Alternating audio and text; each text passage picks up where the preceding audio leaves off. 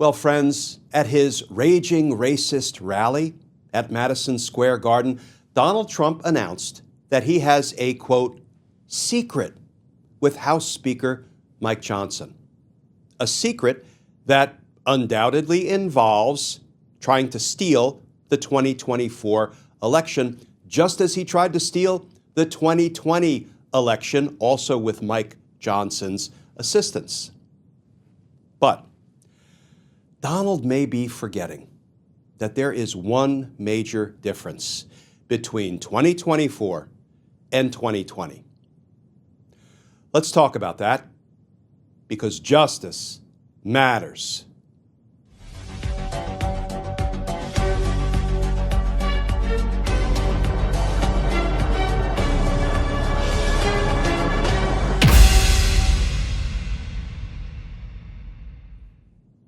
Hey all, Glenn Kirshner here. So friends, did you watch Donald Trump's raging racist rally at Madison Square Garden? Me neither.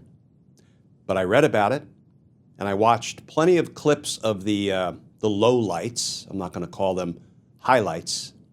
But, let's just look at some of the headlines about Trump's racist rally. NPR, off-color jokes, vitriol, take over Trump Madison Square Garden rally. The New York Times, Trump at the Garden, a closing carnival of grievances, misogyny and racism. And how about this from the New York Daily News? Just a full front page racist rally. Speaker supporting Trump at Madison Square Garden event insult Puerto Ricans, blacks, Jews, and Harris.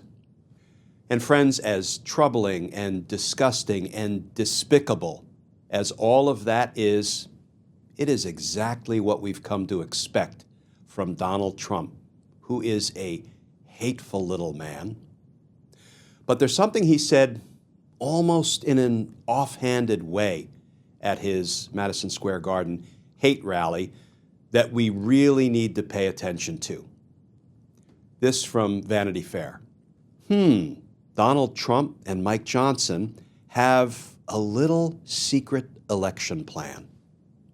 The former president told the MAGA faithful at Madison Square Garden that he and the House Speaker, a close ally who supported his efforts to overturn the 2020 election, had a secret that would help Republicans do really well. Speaking to a crowd of supporters at New York's Madison Square Garden on Sunday, former President Donald Trump alluded to a secret plan that he said would help Republicans do really well in the House of Representatives. Some journalists and politicians have interpreted Trump's off-the-cuff remarks, delivered as he thanked House Speaker Mike Johnson for appearing at the Madison Square Garden event, as a possible signal that Johnson is prepared to override the Electoral College should Vice President Kamala Harris win. This quote from Congressman Dan Goldman, quote, "I suspect Donald Trump's little secret plan with Mike Johnson is a backup plan for when he loses," Representative Dan Goldman said on CNN. Johnson, a central architect of the former president's efforts to overturn the 2020 election, is well positioned to launch such a challenge. Under the 12th Amendment, the House of Representatives selects the president if no candidate reaches 270 votes in the Electoral College. Each state delegation gets one vote. Republicans currently control the majority of them. This quote from Trump, quote, "We can take the Senate pretty easily, and I think with our little secret, we are going to do really well with the House, right?" Trump said, appearing to gesture to Johnson. Quote, "Our little secret is having a big impact. He and I have a secret. We will tell you what it is when the race is over." Trump then abruptly moved on with his planned remarks, thanking the CEO of Madison Square Garden.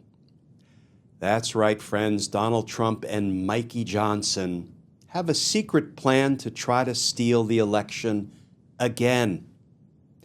Mike Johnson was one of the main architects of the plan to steal the 2020 election and hand it to Donald Trump, contrary to the will of the American voters, and the plan failed. And here is one of the reasons we are where we are today. Mikey Johnson has never been held accountable for what he did to the American voters in 2020.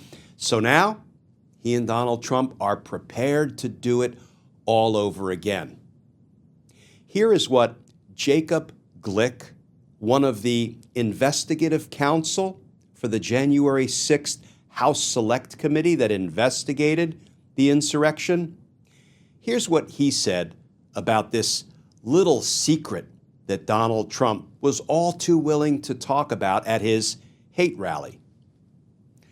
Trump hinting at secret with Mike Johnson to be revealed post-election, clearest indication yet that if Trump loses, the plan is to sow enough doubt about election results in key states so that the House can declare a contingent election and proclaim Trump the victor. So Donald and Mikey are virtually announcing that they are planning to engage in fraud, perhaps some criminal conduct, maybe even a little light treason, to try to steal the presidential election again, just like they did in 2020. But there's one major difference this time around. Donald Trump is not president. Joe Biden is.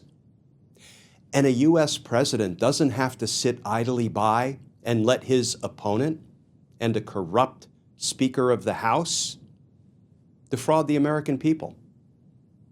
Negate the expressed will of the American voters.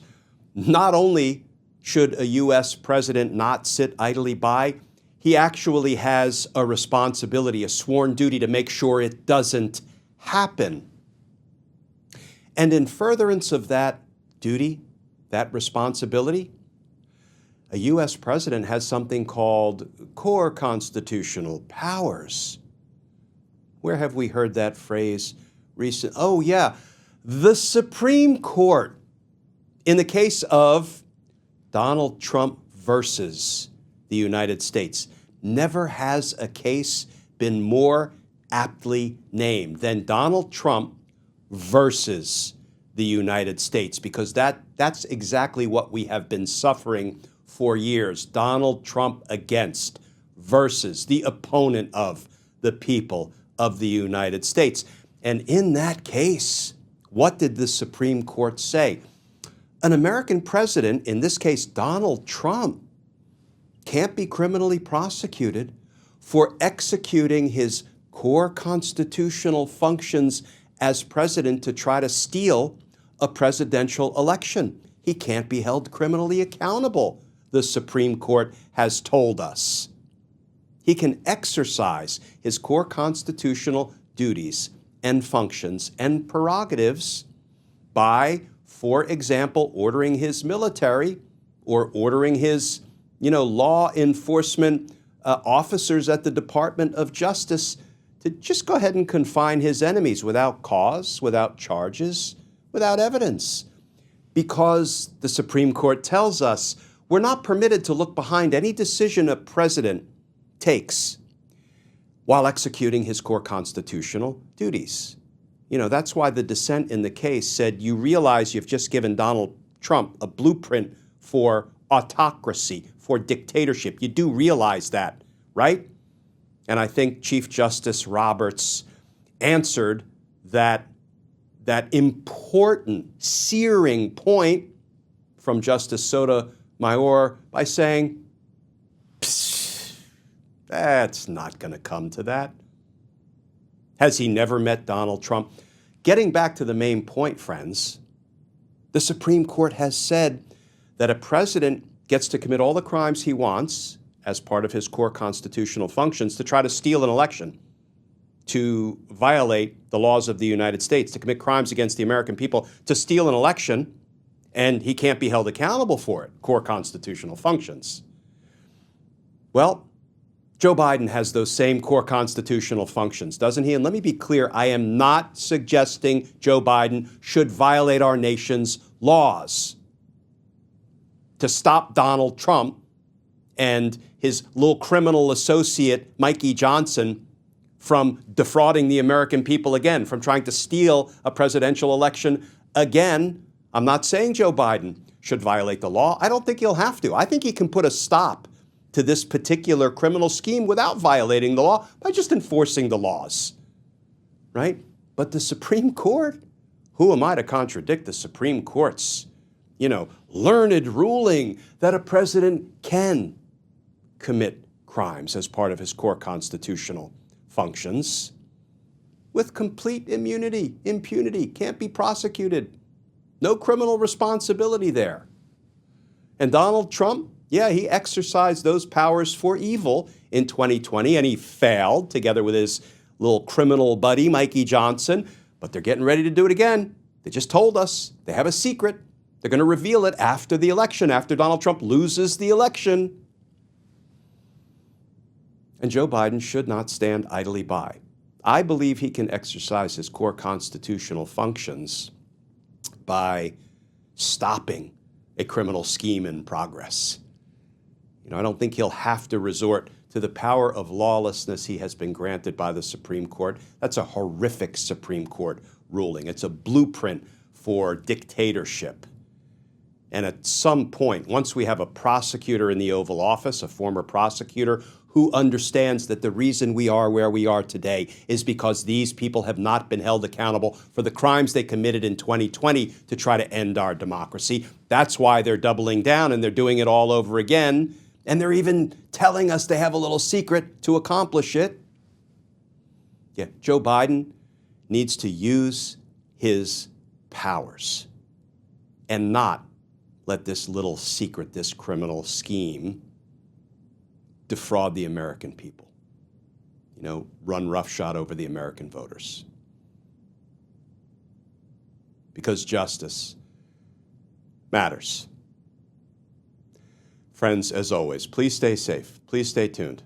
And I look forward to talking with you all again tomorrow.